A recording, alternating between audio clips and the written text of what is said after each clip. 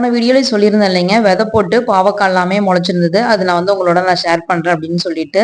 ஊர்ல இருந்து பார்த்தீங்கன்னா, சித்தி வரும்போதே வெண்டைக்காய் விதை, சொரக்காய் விதை, பாவ விதை எல்லாமே கொண்டு வந்திருந்தாங்க. அதுதான் கொஞ்சம் கொஞ்சமா நட்டு வச்சிருந்தோம். கொஞ்சம் ஓரளவுக்கு குரோத் ஆகி தாங்க வந்துச்சு. ரொம்ப ஒண்ணும் மோசம் இல்லைன்னு வச்சுக்கோங்களேன்.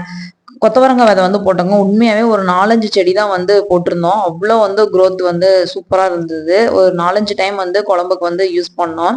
இந்த கொத்தமல்லி பார்த்தீங்கன்னா, அம்மா ரொம்ப நாள் செம்படத்துல போட்டு வச்சதுனால பார்க்காதயே விட்டுட்டாங்கங்க. எல்லாம் வண்டரிச்சு போச்சு. அப்படியே தூக்கி எறியறதுக்கும் மனசே வரல. அப்புறம் சித்தி தான் இருந்துட்டு என்ன சொன்னாங்க, "இது மாதிரி நம்ம மண்ணுல கிளச்சி விட்டு போட்டா கண்டிப்பா முளைக்கும். நீங்க ட்ரை பண்ணி பாருங்கன்னு" சொன்னாங்க. இது போட்டு ஒரு 10 டேஸ்க்கு அப்புறம் இப்ப பார்த்தீங்கன்னா, நல்லாவே கொஞ்சம் முளைப்பு வந்திருக்கு. பாவ விதை, சொர விதை, அப்புறம் பார்த்தீங்கன்னா வெண்டைக்காய் விதை 3 விதையுமே நட்டு வச்சிருக்கோங்க. ஓரளவுக்கு குரோத் ஆயிருச்சு. இது பார்த்தீங்கன்னா கொத்தவரங்காய் செடி. நம்ம வீட்டுக்கு பக்கத்திலேயே பார்த்தீங்கன்னா ஒரு ஃபிளாட் இருக்குங்க. அந்த ஃபிளாட்ல தான் இப்போ நம்ம கொஞ்சம் கார்டனிங் செட் பண்ணிட்டு இருக்கோம். கொஞ்சம் தண்ணியும் தெளிச்சு விட்டாச்சு.